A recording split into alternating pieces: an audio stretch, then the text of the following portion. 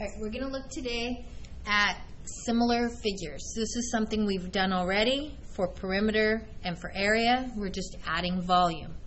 Okay, so we know that whatever the ratio of the perimeter, the sides are, that the ratio of the perimeter is the same, the ratio of the area is squared, and the ratio of the volume would follow naturally, being three-dimensional, as cubed.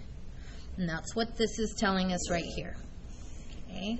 So if the ratio of the perimeters is A to B, the ratio of the area, being two-dimensional, is A squared to B squared. The ratio of the volume, being three-dimensional, is A cubed to B cubed. All right. So if the dimensions of a solid are doubled, the surface area is multiplied by. So if you want to double something, you multiply it times 2.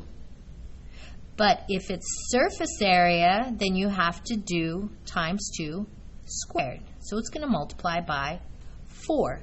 It has to multiply by 2 once for each dimension. Once for each dimension. Okay? So if it's doubled, again, we know that's times 2. The volume, you got to multiply by 2 once for each dimension. So it's going to be three-dimensional that we need to multiply by. I know, I'm going to need my hands out of the way. All right, so times 2 cubed. So we'll multiply by 8. If the dimensions of a solid are tripled, times 3, the surface area is going to be times 3 squared. That's times 9. If the solid is tripled, that's times 3. The volume times 3 cubed is going to be 27. Okay? Awesome. The next problem, we've done one like this already. We know surface area, we want to know volume.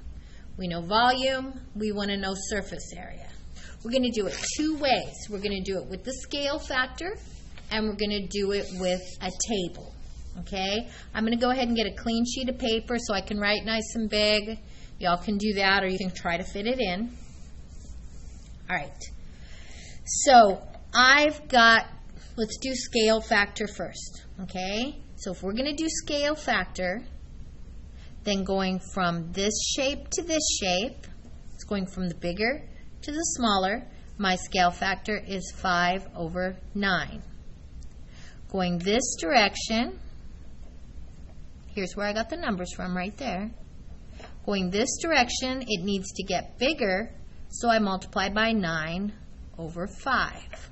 Okay, so let's look at the surface area. We know that this surface area is 567, and we want to know B's surface area. Okay, so I'm going to multiply by the scale factor. I'm going from here to here, so the scale factor is 5/9. But I stop, and I ask myself, how many dimensions is surface area? It's 2 dimensions, so I have to square the scale factor. Only the scale factor, not the entire answer, just the scale factor. So put it in the calculator exactly the way you see it. 567 parenthesis, 5 divided by 9, close parenthesis, squared. And you get that the surface area of B is 175. Okay?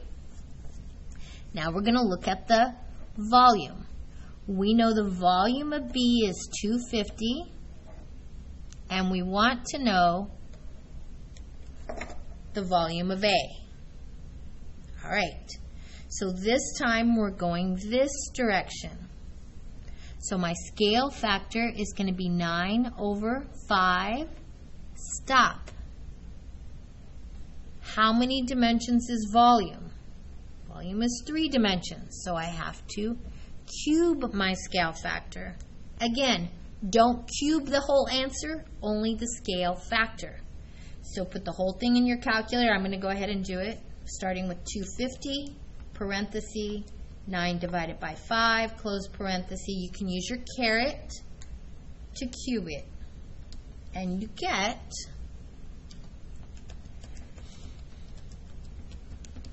1458, 1,458. The volume of A is 1,458. You can check and make sure it makes sense.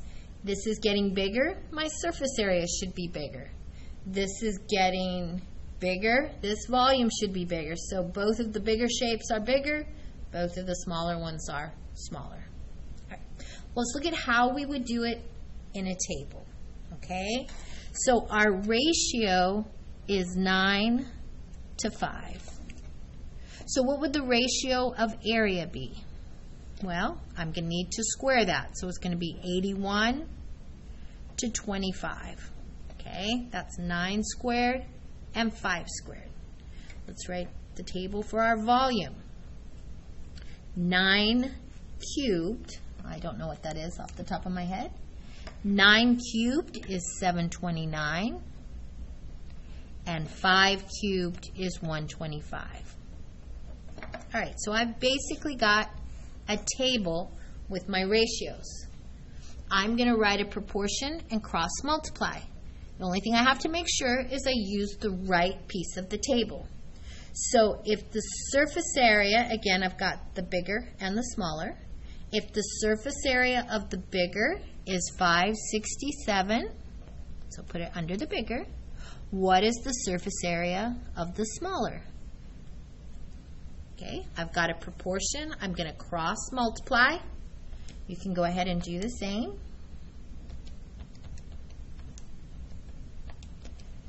And I get that x equals 175. X is the surface area of the smaller. And again, check. That's what we got. Okay. Volume.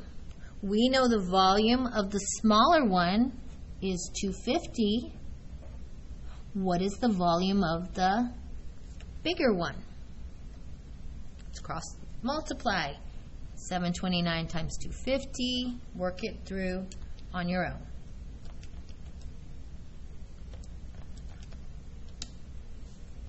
We get that x equals 1458. Check and check. All right. So you can use scale factor. If you use scale factor, you have to remember to stop and decide how many dimensions. Do you square it? Do you cube it? Or do you leave it alone? One dimension, just the scale factor.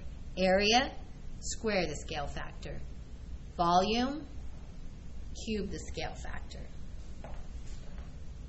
All right. Good. So that's it. That makes sense. You can use either one. Use this one. Make sure you use the right section of the table for what you're calculating. Awesome. I'm leaving an answer key with the sub, so please feel free to check your answers as you're working. Whoever logged in for the notes, please make sure you log off so that the next period will be able to log in. We're going to do just one more thing real quick. How do I go from ratio to area? Well, I square it, right? So whatever I have, I square it. How do I go from ratio to volume? Whatever I have, I cube it. How do you go from area to volume? Don't do it.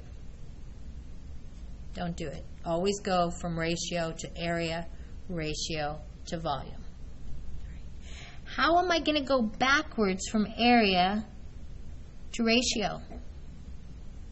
Hopefully you said you're going to square root it. How do I go backwards from volume to ratio? Hopefully you said I'm going to cube root it. All right. That's it. Have a good day. I miss you. Have a great weekend. See you on Monday.